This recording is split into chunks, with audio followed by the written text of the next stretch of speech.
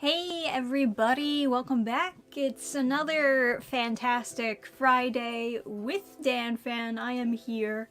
I should have got my classic Dannphan hat. It's like perfect weather now because it's like actually quite chilly as we head closer and closer to Halloween. Yay, and next week, Halloween, guys. Are you guys excited? You got plans? I mean, adults don't typically have plans. I'm thinking I should dress up. Maybe I should do something for the channel, Halloween related. I just don't know what. I didn't have a video planned or anything. Nothing really exciting as far as that goes. We haven't even really been watching any Halloween movies or anything. We've been a little bit out of it, this month. We've been a little bit spacey as far as actually taking in the holiday and celebrating, even in little tiny ways.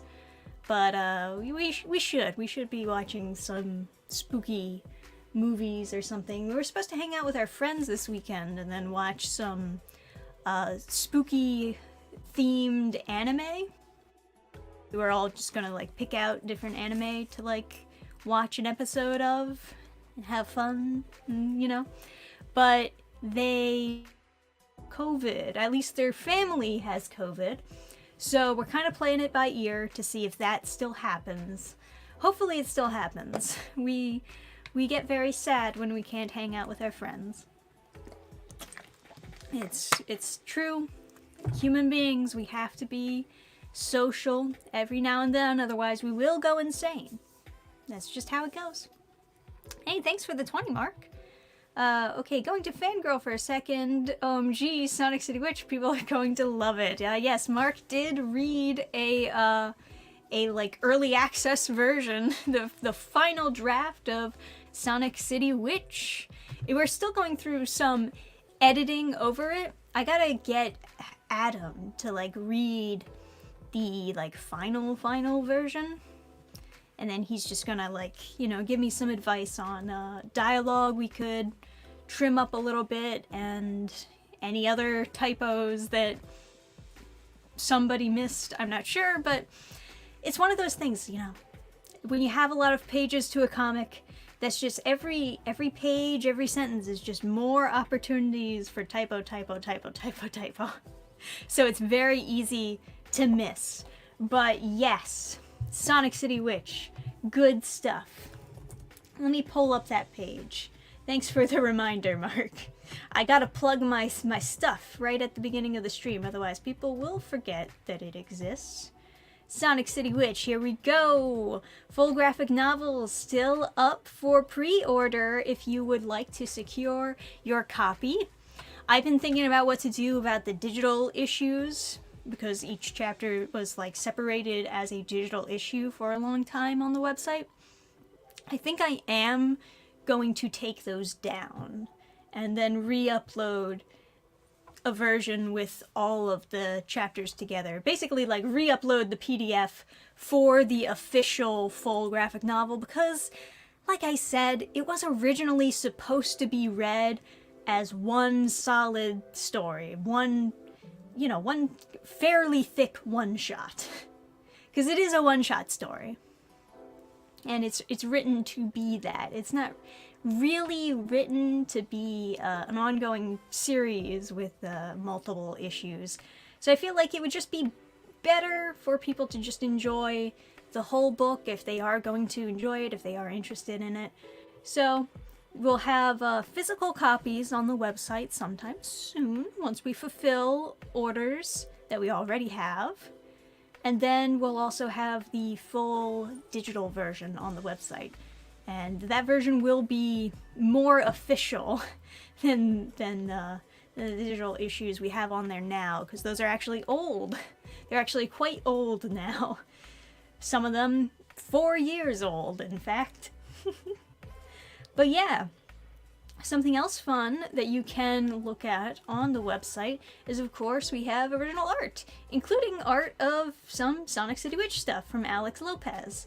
And I'll probably be putting more stuff on there soon, but you see we got like a couple of Jada pieces here and like 3 Hazel we got one of her in the suit. Every single time I look at Hazel in the business suit, I think, oh man, she's a Chainsaw Man character. Doesn't this look very Chainsaw Man-esque? Or am I just thinking that because it's a woman in a suit? Am I crazy? Or it's kind of giving me that Chainsaw Man feeling? I don't know. But yes, he actually was working on some colored art pieces, so we could have some colored original art as well on the website, but it's not done yet, so wait and see if you are like really into having Sonic City Mitch merchandise. Of course, we also have, yeah, I made the Halloween keychain of Hazel over here. It turned out pretty cute. Like the original version that I was like working on before, it wasn't as good as the official version. And then after like a lot of redrawing over and over again, I finally got a pretty cute Hazel riding a broomstick. I like it. I'm not saying that you have to like it. I like it. Just saying. But yes, so that'll be done pretty soon, honestly. I mean, I was actually hoping to send it to the printers this weekend. I don't know if I'll still be able to do that, but basically everything's done. It's just a matter of editing it and getting last minute edits in there, making sure that it's all crisp and clean and ready to be printed. And then it's just all about fulfillment. Yay! Oh yeah, and since Halloween's almost here, I'll ask y'all the following. What are some of your favorite games, movies, anime, and Halloween-themed specials to enjoy at this time? Oh man. Well, like, I don't do the thing where I watch a specific movie every single year, because I feel like if I do that, I'll get sick of it. I don't wanna ever get sick of my favorite holiday-themed movies, right? But I do love Coraline. It's like kind of horror-esque. It's not necessarily taking place on Halloween Day, although there's a bunch of movies out there that of course take place on Halloween Day. And those can be pretty fun too. Although I found over time they're a little bit more cheesy, you know? And cheese can be enjoyed when you're in a particular mood. But, yeah. But I don't know, what about you guys? I don't know if you had any particular thoughts on, favorite Halloween themed stuff. I'm putting together some horror-esque anime to watch with our friends, of course. But I don't necessarily look into any specific anime to watch around the holidays. I guess I should. It's just that sometimes the type of holiday themed stuff is usually like the Christmas OVA of something that's usually like not canon and not usually good, but the anime that I was thinking of pulling episodes from to show them this weekend, if it's still happening, I hope it is, but I was gonna pull up episodes from Summertime Rendering. I do genuinely love that series. The anime is okay. Okay, the anime ranges from being okay to being very good to being laughably bad, depending on where you are, right? There's this one character in the freaking dub of the anime that is the worst voice actor I've ever heard in history. Yes, worse than Slime Boy. Can you even believe that such a voice actor exists? I have witnessed a voice acting performance worse than Slime Boy. My god. So I'm thinking I could either pull up an episode with that character in it and get a good laugh in, or of course, yes, I could pull up a very serious episode. And Toilet-bound Hanako-kun. I hate that title. It's a very Americanized title. It's not the original title, but it's a pretty good series. I also really enjoy that. It's kind of a horror comedy, and you know, recently the arcs are a little bit less comedy and a little bit more chaos. They keep on undoing time and shit. Anyway, yes. You're not interested in that, but I used to really like the Hanako-kun series when it was all about just like discovering the different mysteries within the school and having like it be a monster of the week type of series. And now it's more about like convoluted arcs to create problems and solve problems and then create more problems and just, yeah, anyway, it's still good. But I was thinking about pulling up an episode from that as well. The first episode is kind of just a banger. This is kind of just a good first episode. I enjoyed it a lot. Maybe part of the reason why I enjoyed it so much when I first saw it is because when I read the title, I was not expecting anything good.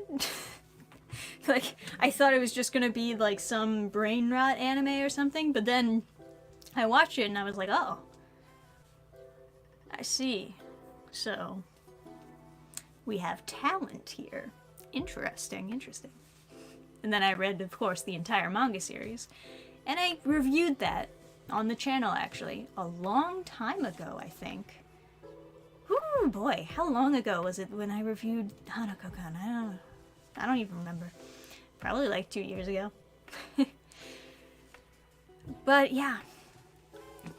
And then I was thinking maybe pulling up an episode from Future Diary. Maybe something from... Oh man. Well, we'd love to show them Vampire Hunter D, of course, but a whole entire movie is what they're looking for. You know, they're probably looking more for easily digestible stuff. Let me see what people are saying as far as holiday movies. Let's see.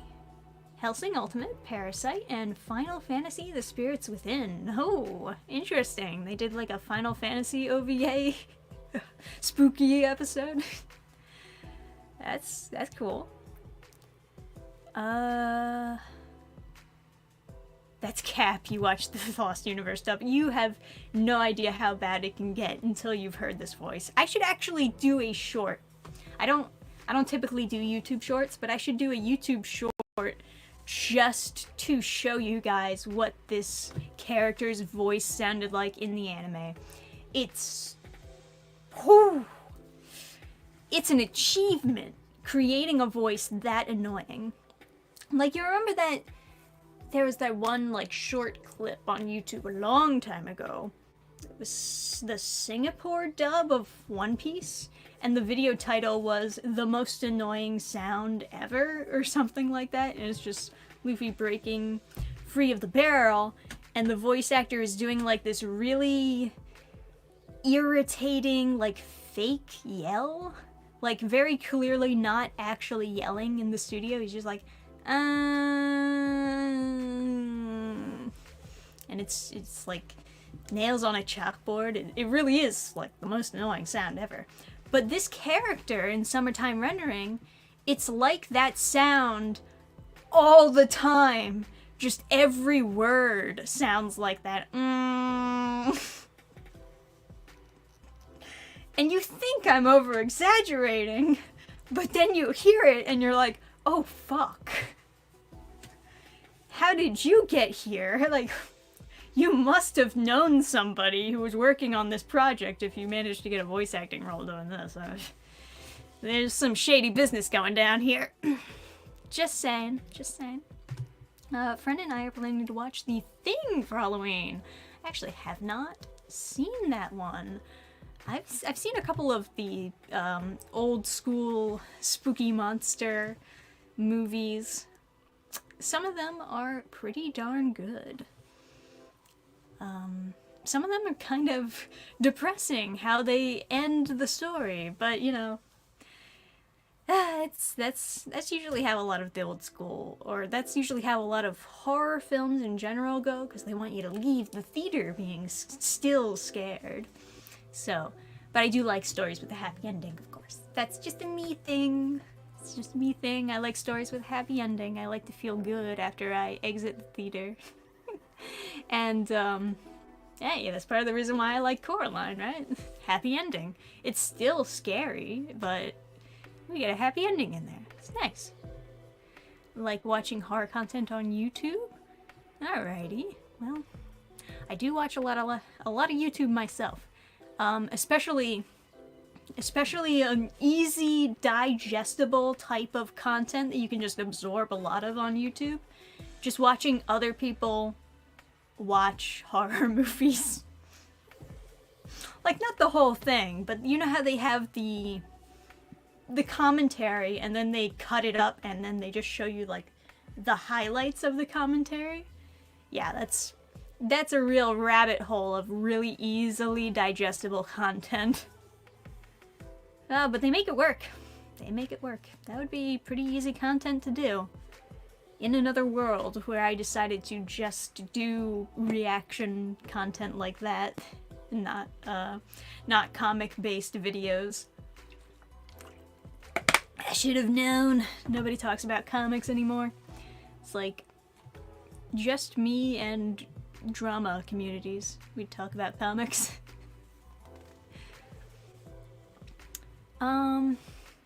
Off topic of Halloween, but you heard of that depressing, wholesome anime that has an atrocious, misleading title. It's one where the wife gets reincarnated. My god, it's very sad. Yeah, it's my wife is now a kindergartner or something like that.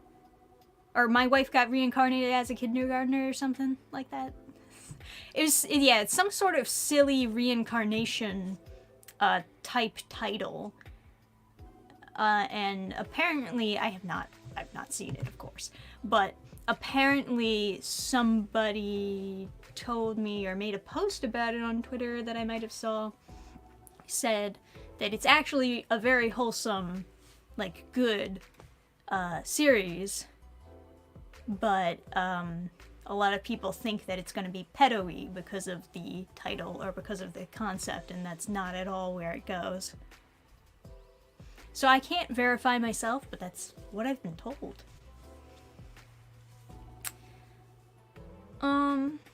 Yeah, I need to play more spooky games. Oh, you know what? We should be playing more spooky games for game fans, naturally. The gaming channel. We were gonna do something spooky tonight, but not on YouTube. We were going to, so we're doing repairs on Adam's brother's house that he owns, but he's not gonna really keep. He's like fixing it up for his in-laws. It's a whole thing, right? But we're helping out when it comes to putting the house together. And one of the things that we gotta do is, like, put together the bed frame from IKEA, right? So real type of work. But we gotta do it. And so we've been streaming, not on YouTube, but on our Discord channel. We've been just, you know, not like anything that's going to be recorded or permanently online, but we just, like, do it like a video call, and we show our progress, showed off the house last time, and we were thinking we should bring our pumpkins for next time, aka, I guess tonight, and carve pumpkins while we're over there, and, you know, hang out with the Discord folks. Just chilling. You know, be like the first Halloween-themed thing that we've done all month. Just carving these goddamn pumpkins. I got a really cute one. I got a tiny one. Perfect for chucking, right? Yeah. But yeah. There's some movies I'll make an exception for, but generally speaking, I like to feel good after experiencing a story. Yeah, right? Yeah. Generally speaking, anyways. I do understand the purpose of, narratively trying to make a point, to make something sad. But it is possible to still do that and then still have a happy ending. It is possible. Not that you have to do it, but it is possible to still have a happy ending even after you've made your narrative point. Especially if time travel is involved in your fictional work. Oh, time travel is the easiest way to do it, right? Because you can just have like the saddest scene, right? The saddest possible outcome ever. And then, boom! Time travel, baby. It was all a dream. This time, he's not gonna make those mistakes. Hell yeah. That's what they did for Click, right? They made their point. It's not like it's a worse movie necessarily because they did the fucking undo Thanos snap or whatever, right? But, yeah, they undo everything at the end, and then the idea is this time he's gonna do the right thing. And that's a happy ending. The saddest shit ever right before we get that happy ending. Then they did it for 13 going on 30. That is... yeah.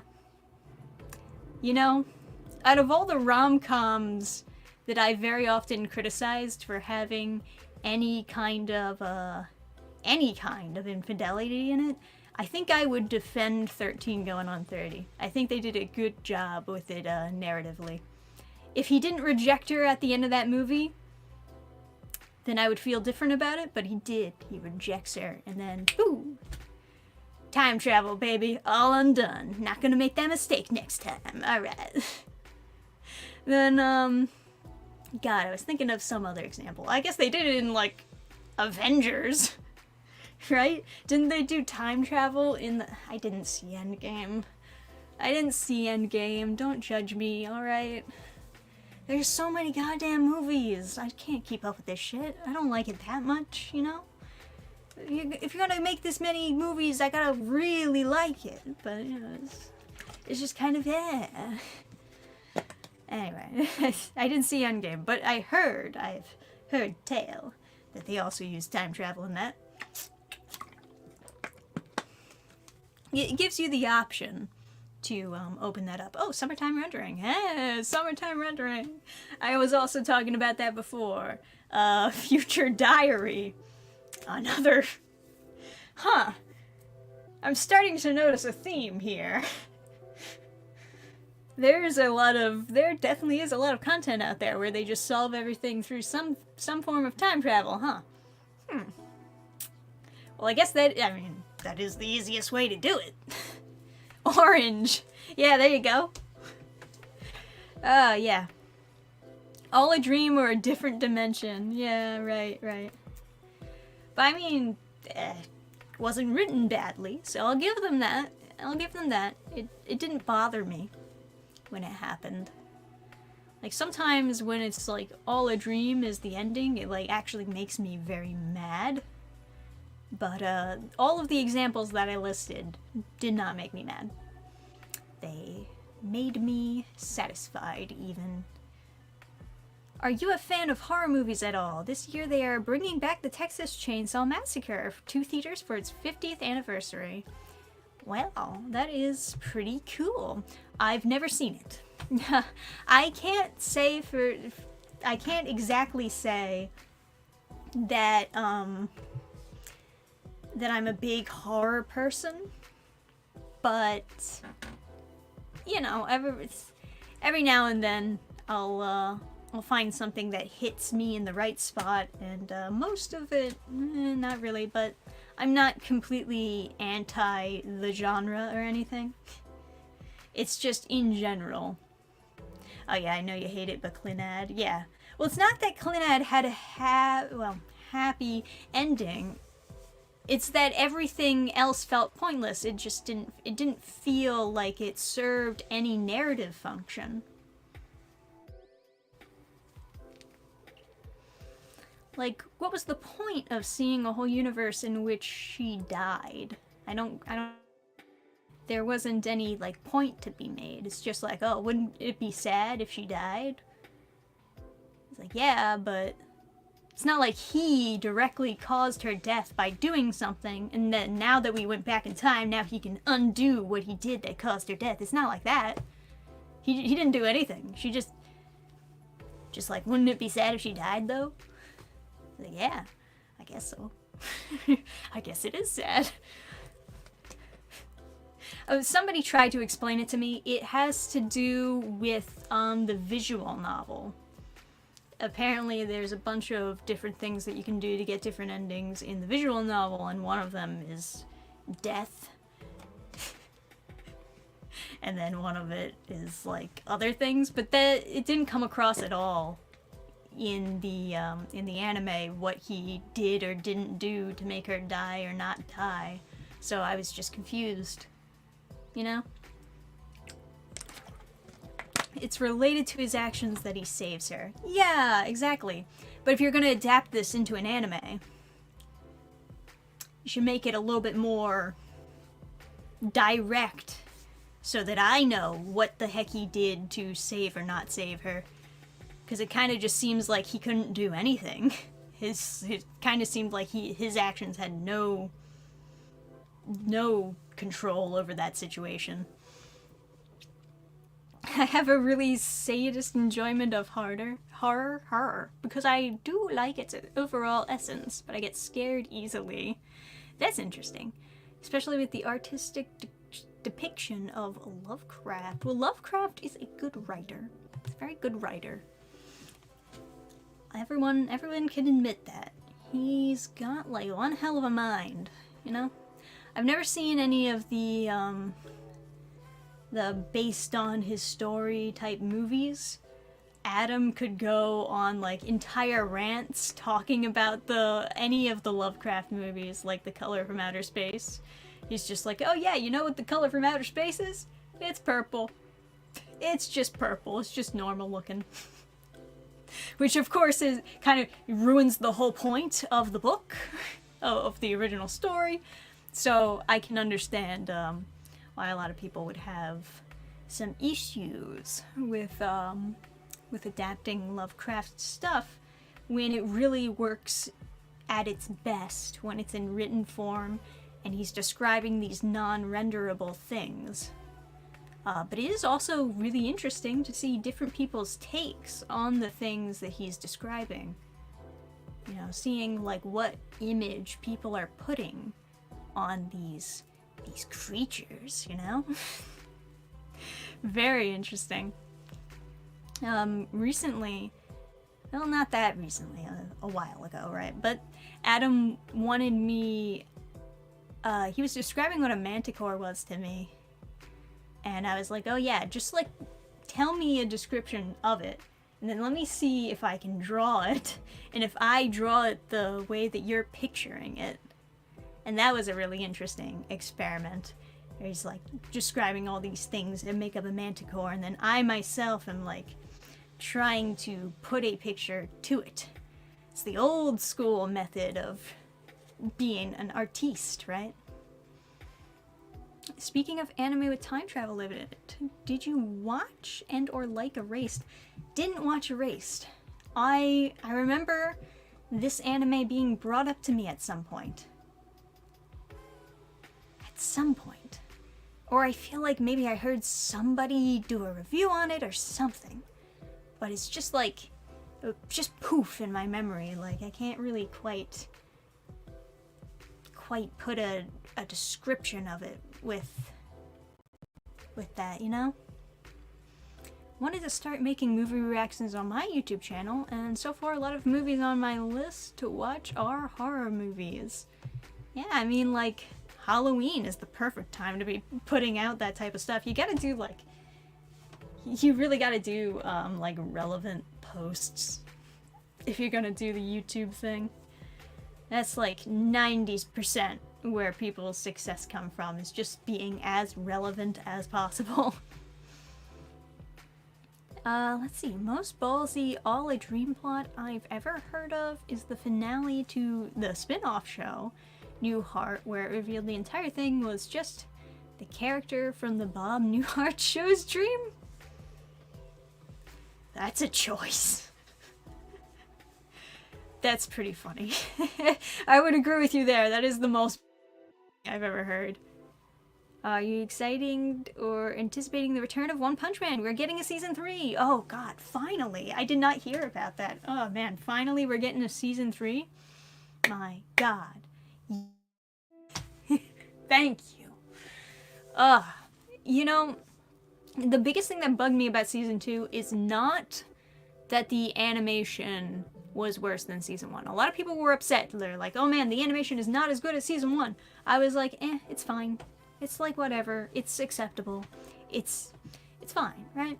It didn't bother me that much. It wasn't as good, no, but I could watch it.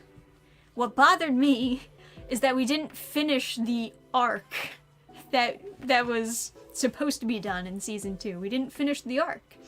So it just left me on like the biggest cliffhanger. Like, oh man, are they gonna defeat the villain? Who knows? And then they just end the season. It was like, whoa, whoa, whoa.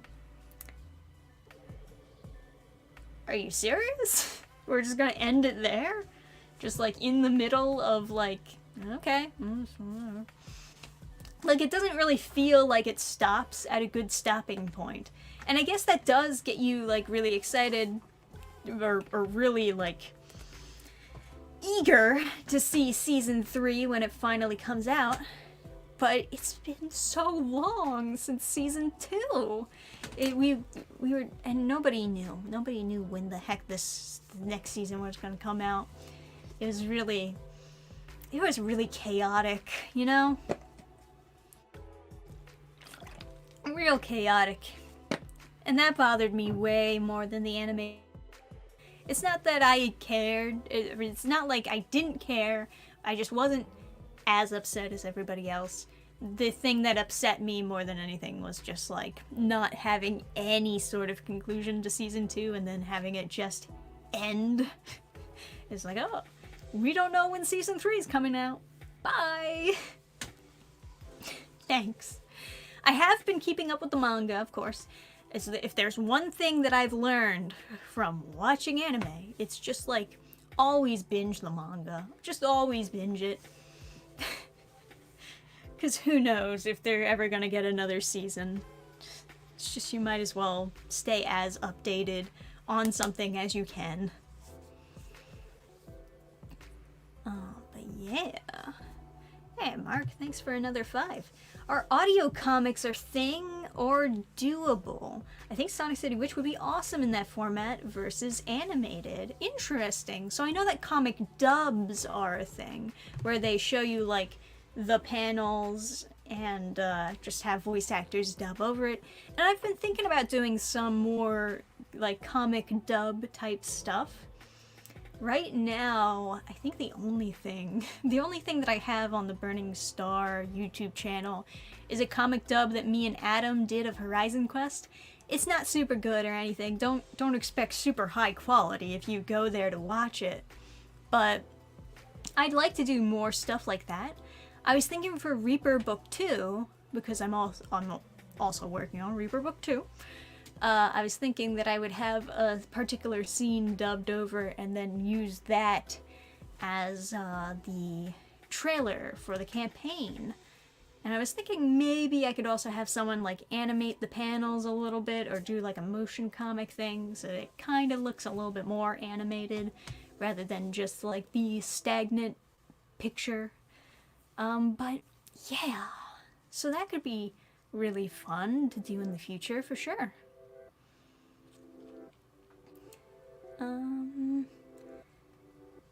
But you know, finally cracked and binged the whole manga. I couldn't bear the weight of not knowing. Oh yeah, you really gotta, especially, you know. Now I'm remembering these other series where it's like the opposite is true and it's actually better to not not ever read the manga, because the manga gets way worse. There's only a few times that's happened, though. One that immediately came to mind was, and feel free to disagree with me if you have your own opinions, I don't care, it's alright. Rec. Have any of you ever seen or read the like REC, like short for recording, Rec? That, the anime was fine. You know, it wasn't the most amazing thing ever, but like me and Adam for the most part enjoyed it. And then Adam went out of his way to go read the manga and, like, you know, figure out how it actually ends. And oh no, don't read the manga. So apparently upsetting scene where she basically cheats on him. And yeah, it's just like disappointingly shitting on the characters that you've come to like. And that's not fun. That's not a very fun ending, Mr. Writer. I don't know what you're thinking about that. I didn't read it myself, of course. I was thinking about reading it when he said that he was reading it. I was like, oh, I should start reading it too. And then later on he was like, don't. Later on he was like, no, don't read that. Red flags everywhere. And I get it. I do. Even like a lot of manga that doesn't have an anime, it'll start off with a lot of promise and then it'll just like go into some insane territory. And sometimes I wonder if it has to do with like something that the writer is going through themselves, or I don't know. I don't know why like somebody just goes into a polar opposite direction from the beginning, where you start a manga and it's like, hey, it's giving me this vibes, and then like somewhere in the middle of writing it, you're like, actually, let's do these vibes and go a completely different direction, you know? I don't know. It is disappointing when that happens though, because I really recommend new manga, and it's hard to recommend new manga if I don't know where it's going in like 10 years, if it's gonna go in a very negative direction or if it's gonna go in a very positive direction. The OP manga didn't have any new chapters in the Viz app between February and October. I was getting serious withdrawal. Yeah. I'll be honest, I don't read it through the Viz app. I have other means, but yeah, I can relate to something not updating and driving you crazy.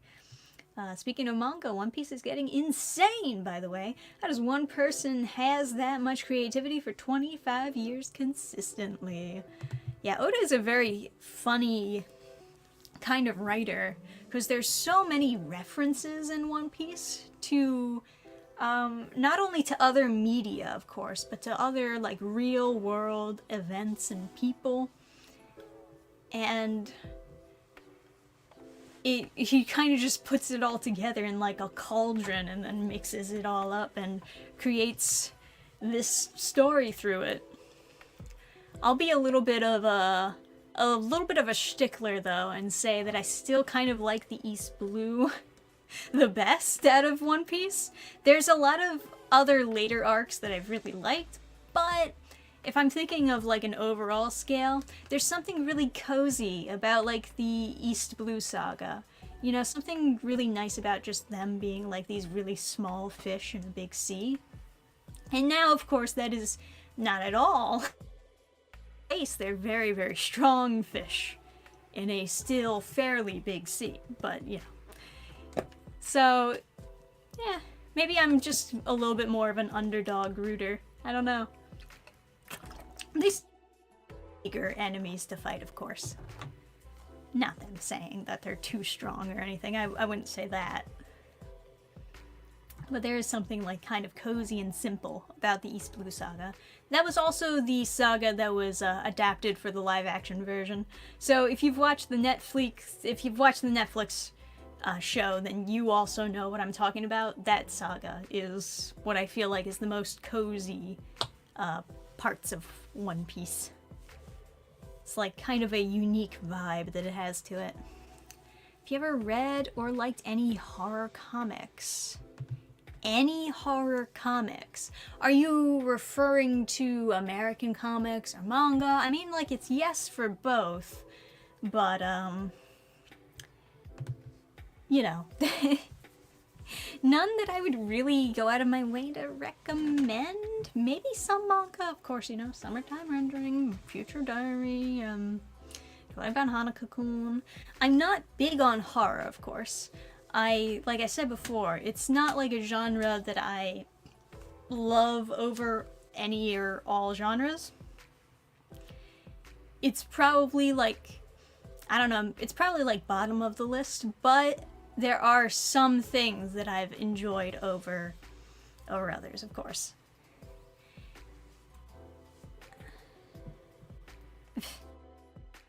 Anyways, what else should we go over?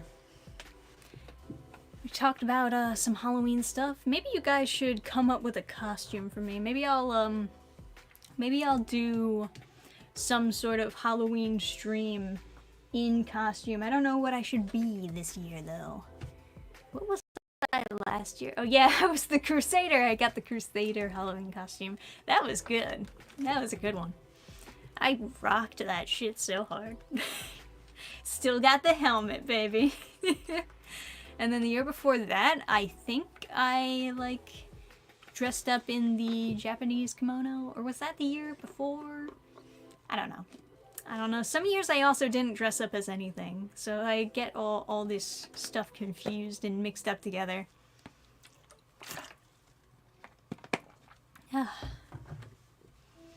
Dress up as gothic western gunslinger. That's an interesting and specific suggestion. Alright.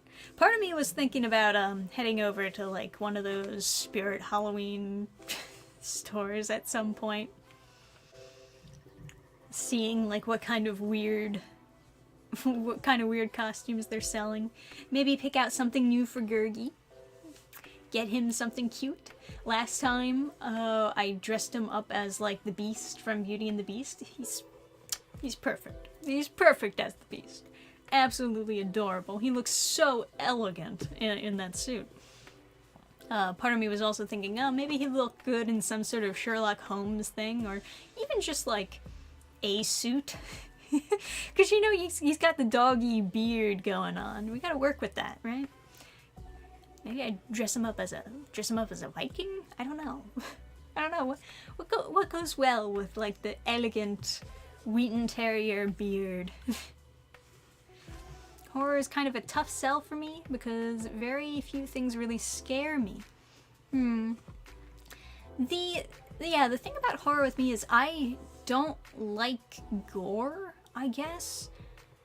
I'm more a fan of psychological horror. But even that, it's like, but I still want it to have a happy ending. And, you know, like I have all these specific things that make me like or dislike something. And I find that in general, not all the time of course, but in general, I think that sometimes, I think that the horror genre does not fit, what I usually like. I'm certainly not the type of person to go watch all of the Saw movies or all of the Final Destination movies. Or, you know, the fucking Wish Upon or whatever type of modern movie they're coming out with.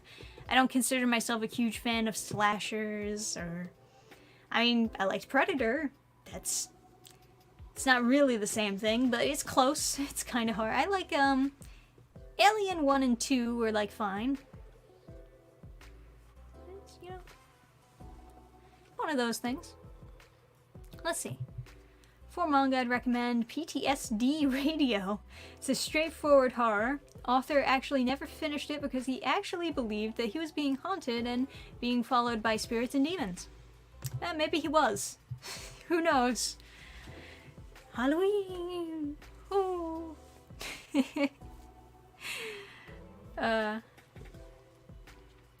Night of the Comet is the best zombie flick. Oh, thank God that said flick. For a second, I thought it said best zombie fuck.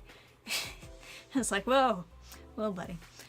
Peak soundtrack, peak dialogue, girls just having fun, and a cowboy. Hell yeah, that sounds pretty good.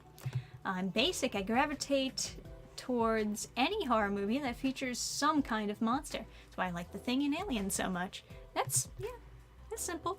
I think, to some extent, it's nice to have a monster in a horror movie because it's something that you can kill, right? If it bleeds, we can kill it. Classic line. But it's something that you can root for to die, right? It's something physical, tangible.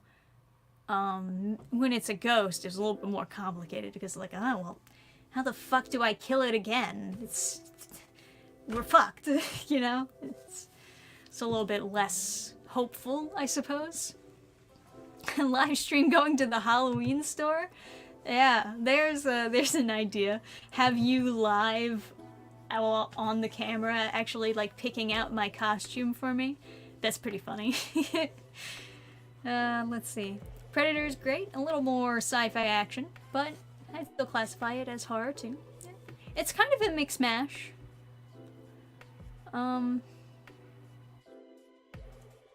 Rewatched Bela Lugosi Dracula. Still so good, like...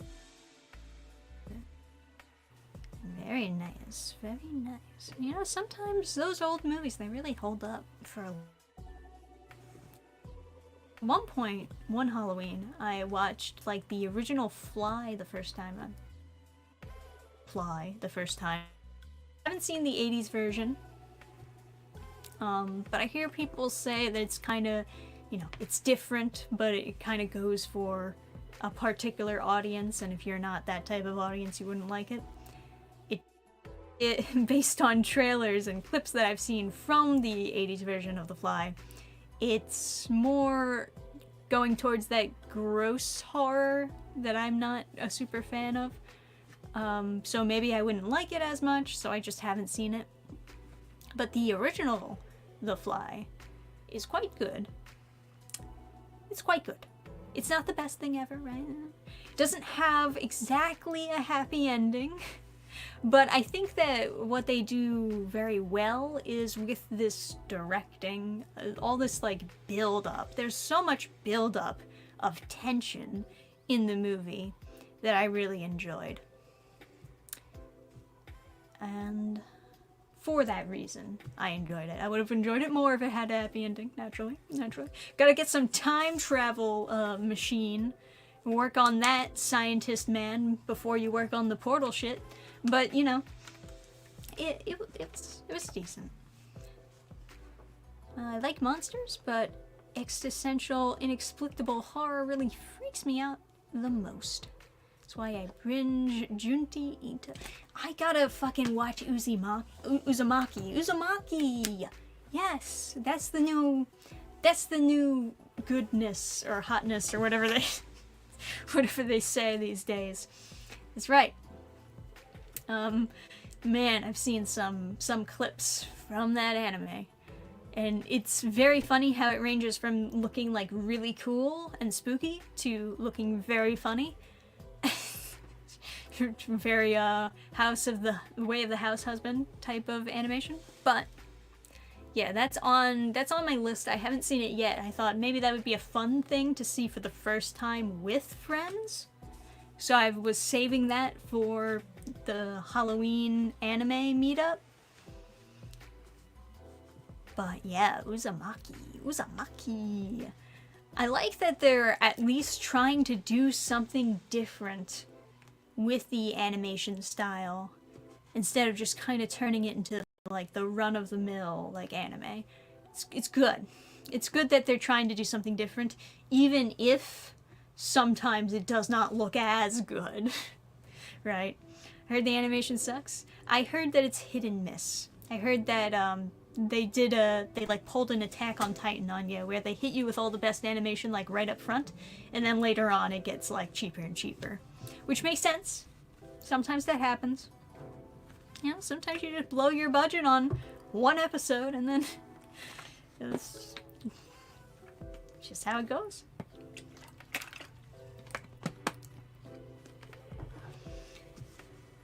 But yeah, so that should be something that I check out, especially for the Halloween season.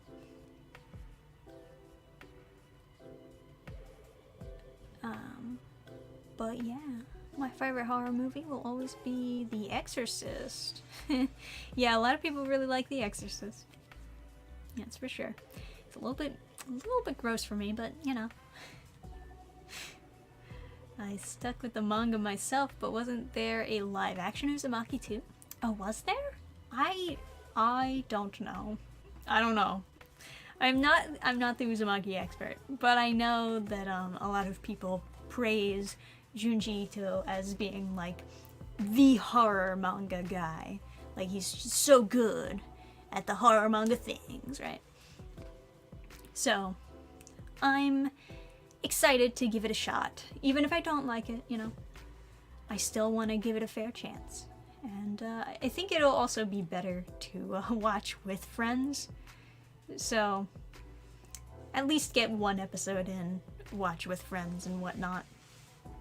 And if you're looking for some spooky stuff from Burning Star Comics, what do I have to offer you? Well, obviously, Sonic City Witch is, you know, witches. That's like vaguely Halloween-y. There's Reaper. Reaper is spooky. Reaper got souls and stuff. That's spooky. Spooky souls, right? Now Hiring is fairly... not exactly like ghouls and ghosts and zombies or witches or any of that stuff, but it's spooky. Which is also vaguely spooky. Monsters. Lots of monsters and searchers. So, check out those, I suppose, if you're looking for spooky picks on Burning Star Comics yet. There are your options. I gotta put in the plug. I gotta do it. You know, I gotta ask more people actually advice on selling, because I'm very bad at it. I'm very bad or mediocre. It's like somewhere in that range of bad to mediocre. Especially selling in person, because I'm just way too shy. I'm just a big bundle of shyness. And then I get cranky at myself because I'm so shy and I'm not doing well. Yes, Sonic City Witch has pumpkin bombs. Death of Halloween. There you go. Who's to say it doesn't take place on Halloween? I think I actually do put a date somewhere in there. Now that I'm thinking about it. Or, well, the inciting incident, I think, happens in September. Hey, it could be. That's pretty close. Pretty close to October. I think I mentioned it before, not sure, but I sure have an unhealthy attachment to the American McGee Alice games. Mostly the second one. Good option for psychological horror, in my opinion. Yeah, I got a couple of horror games. On... not like... you know, not like super duper scary horror games or anything, but I got a couple of spooky Halloween options for streaming on the Dannphan's channel. I'm not sure if any of them are really exciting though. I think a lot of people, when they think of horror games that they want to see other people play on the game, on any gaming channel, they're thinking of things with like funny jump scares and like something that the person playing it is gonna be like super spooked by. And I feel like I really have to reach to get super spooked by games, because I don't really have an audible fear reaction, you know? Like, when I'm most audible, it's usually when I'm like angry, which is why it's very funny to watch me read through these comics that are not very good, because I will yell at it and be confused and laugh and stuff like that. And those are all things that you can hear and see and all that stuff. But especially when I don't have a face cam on, when I'm doing any type of video game playing, like maybe you would see me jump a little bit, but I don't yell, you know, I don't scream when I'm scared. So I don't think it would be as enjoyable to watch me play like actually jump scary type of games. Because I feel like mentally tell myself to scream for the camera. And at that point, maybe it's not as genuine, you know? Gonna stream that Coffin of Someone and Lele game that went viral a few months back. Heard that was pretty spooky. I don't know what you're talking about, actually. Coffin of Someone.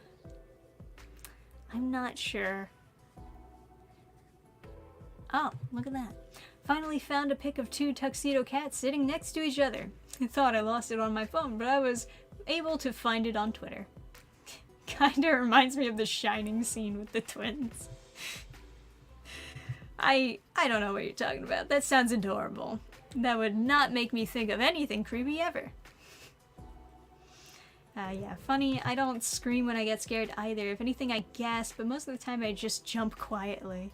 Yeah, I mean, like, if you're thinking about this logically, and we're, like, reacting emotionally based on our instincts,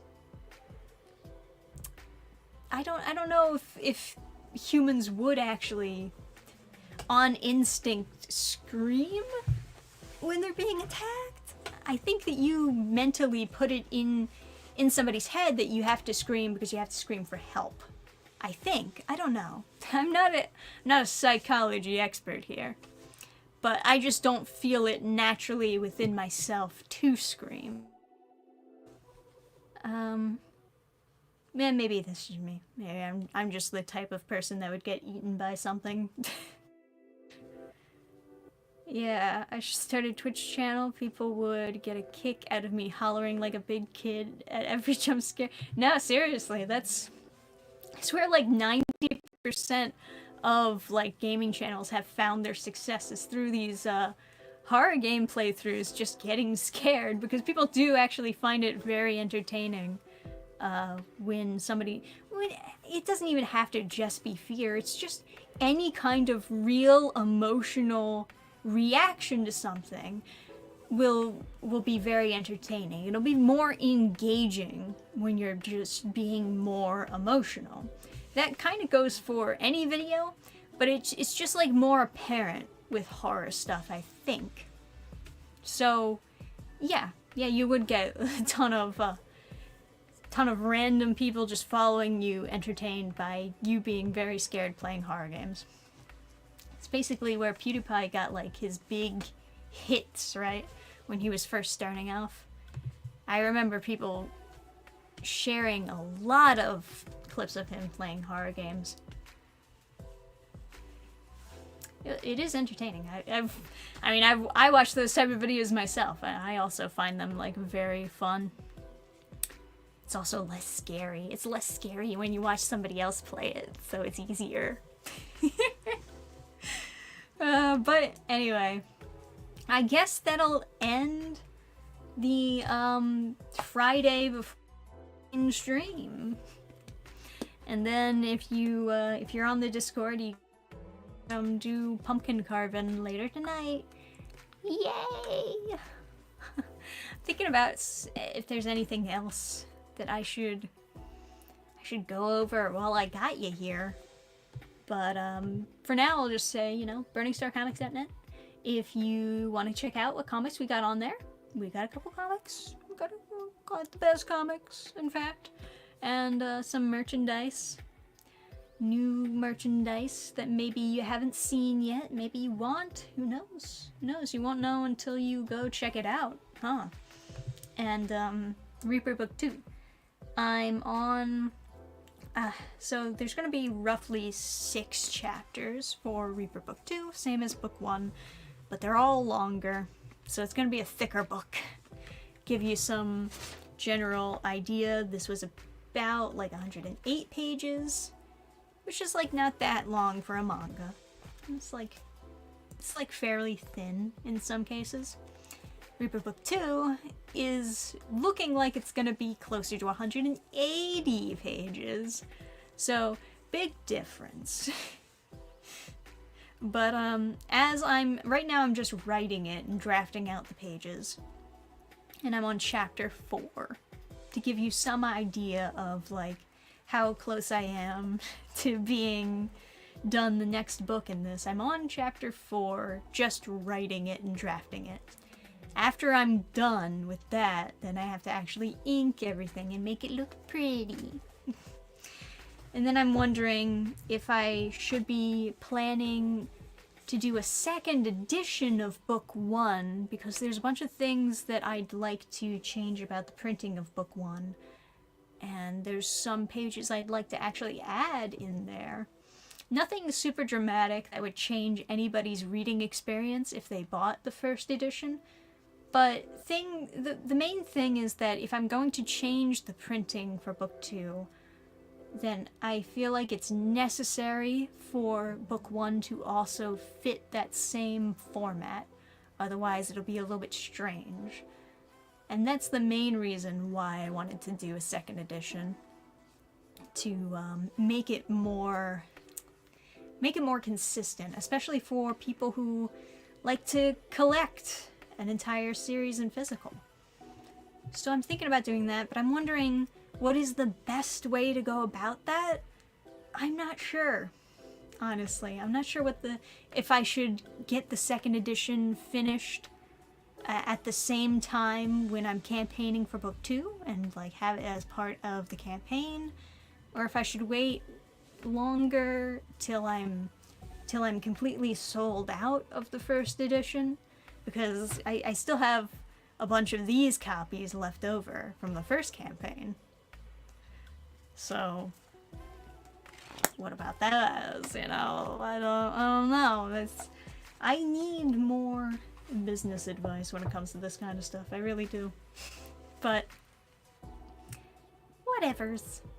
So I'll keep you updated as stuff goes running in that. With that, I swear I'm not that tired. I just have cotton mouth sometimes. Like, it's so dry up here. I'll keep you updated with Reaper, of course, because that is going to be my main series that I focus on from now on. But the main thing that I will be worrying about for the next week or so, a couple of weeks, is finishing up Sonic City Witch. That's going to go to printers, it's going to get back to me, and then it's going to get to you, get to the fulfillment. So that's the most important thing. And luckily, most of the work is done. It's just like the minor edits, and then, yeah, I'll let you know. But yeah, you can expect Sonic City Witch sooner than you thought. And that's the good news. So, thanks for popping into the Friday with Dannphan stream. Been fun, been good. I guess I'll see you next Friday, perhaps for a Halloween-themed stream. I gotta figure out something. Figure out something later. But thank you for everyone who tuned in. And I'll see you next time, guys.